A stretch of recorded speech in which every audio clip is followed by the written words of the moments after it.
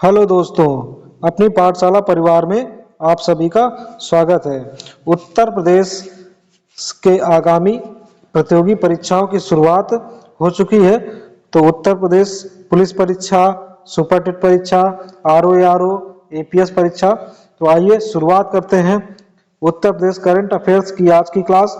तो पहला प्रश्न दिया गया है, हाल ही में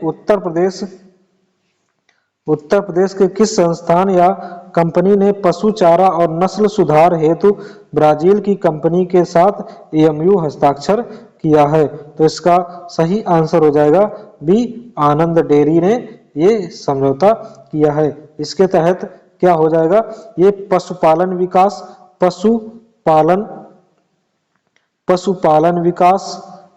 और नस्ल सुधार, दुग्ध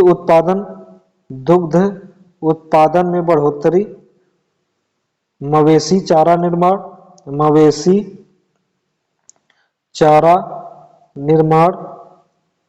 और पक्षियों का चारा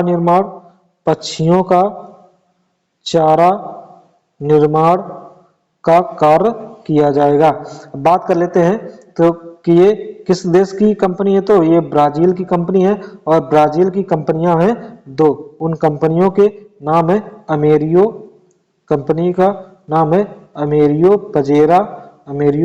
पजेरा और एक दूसरी कंपनी है बी एच एम्ब्रियोज। ये दो कंपनी ब्राजील की कंपनियां हैं। नेक्स्ट क्वेश्चन है, हाल ही में उत्तर प्रदेश के किस स्थान पर एविएशन हब के निर्माण को मंजूरी प्रदान की गई है? तो इसका सही आंसर हो जाएगा ए, नोएडा में प्रदान की गई है। और ये इसमें कहां पर? तो ये जेवर अंतरराष्ट्रीय एयरपोर्ट पर इसकी मान्यता प्रदान की गई है। इसमें क्या होगा कि विमान सेवा का विस्तार किया जाएगा। इसी के तहत और क्या होगा, विमान मरम्मत का कार्य किया जाएगा। और ये राष्ट्रीय तथा अंतरराष्ट्रीय दोनों स्तर का काम यहाँ पर किया जाएगा।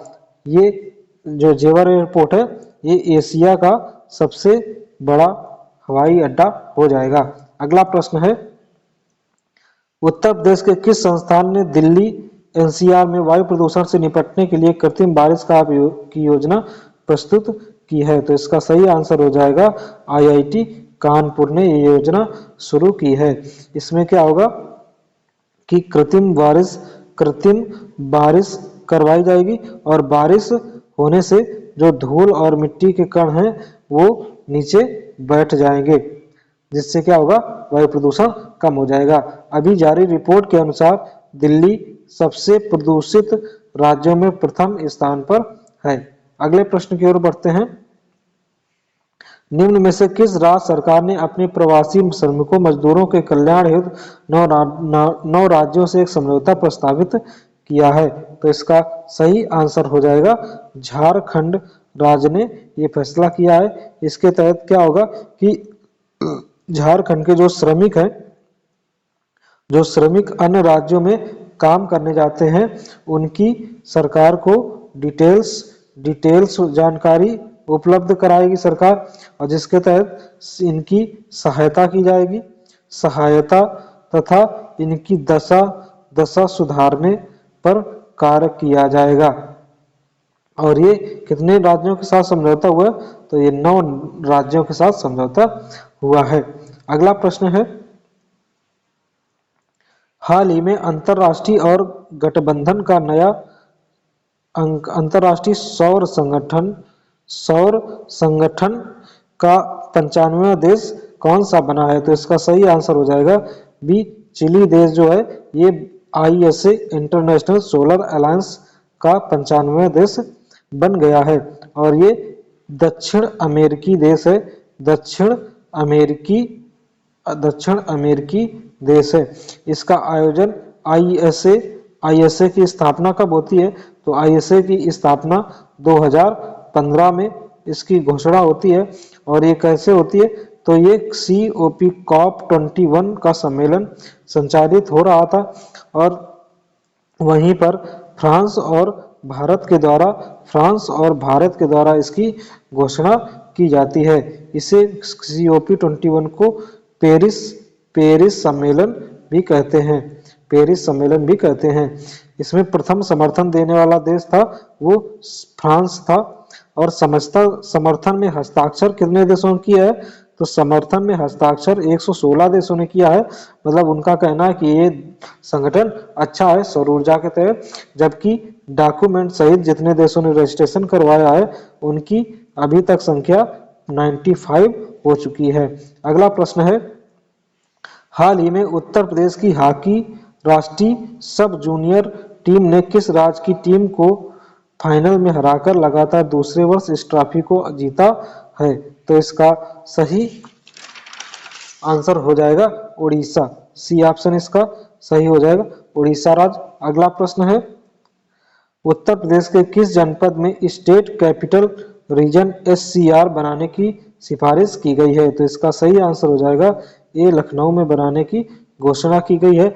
जैसे कि केंद्र में NCR है, वैसे ही राज्य में उत्तर प्रदेश सरकार ने घोषणा की है कि SCR बनाने की घोषणा की है।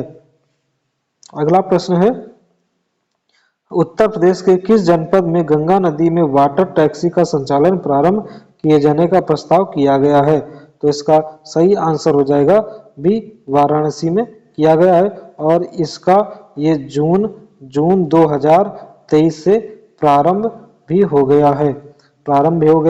इसके तहत क्या होगा? पर्यटन आकर्षण बढ़ेगा और ट्रैफिक को भी कंट्रोल किया जाएगा।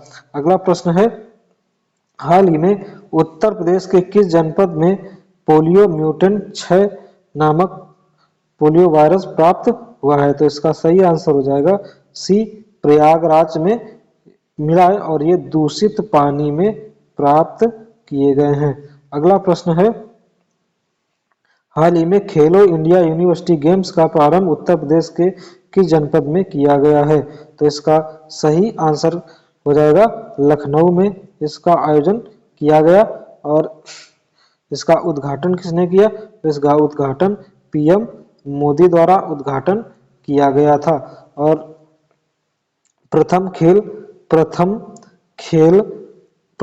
खेल जो है वो कुश्ती वो भी महिला वर्ग किससे शुरुआत की गई और कहाँ शुरुआत की गई? तो ये वाराणसी से इसकी शुरुआत की जाती है और इसमें विजेता कौन रहा? तो पंजाब यूनिवर्सिटी इसमें विजेता रही थी। अगला प्रश्न है, भारत में प्रधानमंत्री गरीब कल्याण योजना की शुरुआत कब की गई थी? तो इसका सही आंसर हो जाएगा ए, 2020 में इसकी स्थापना की जाती है। कोविड काल में इसकी घोषणा की जाती है और इसके तहत 80 करोड़ भारतीयों को प्रति माह 5 kg राशन प्रदान किया जाता है। अगला प्रश्न है, एक माह में 16 million metric ton MMT cargo संभालने वाला देश का पहला बंदरगाह कौन सा है? तो इसका सही आंसर हो जाएगा मुंद्रा बंदरगाह ये है और ये कहाँ पर है? ये कच्छ की खाड़ी गुजरात राज्य में स्थित है और ये किसका एयरपोर्ट है?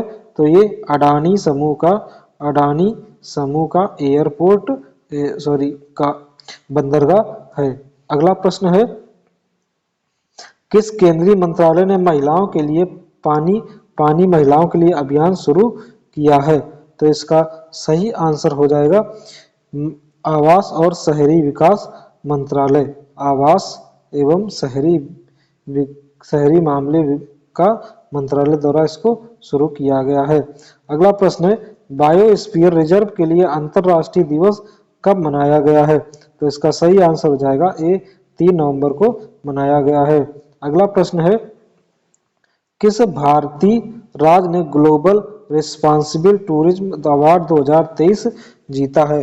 तो इसका सही आंसर हो जाएगा सी, केरल राज्य ने ये अवार्ड जीता है। साथियों, आशा करते हैं कंटेंट आपको अच्छा लगा होगा, तो वीडियो को लाइक करें, चैनल पर नए हैं तो चैनल को सब्सक्राइब करें। इसी के साथ मिलते हैं कल करंट अफेयर्स की क्लास में। तब तक सभी साथियों को जय हिंद।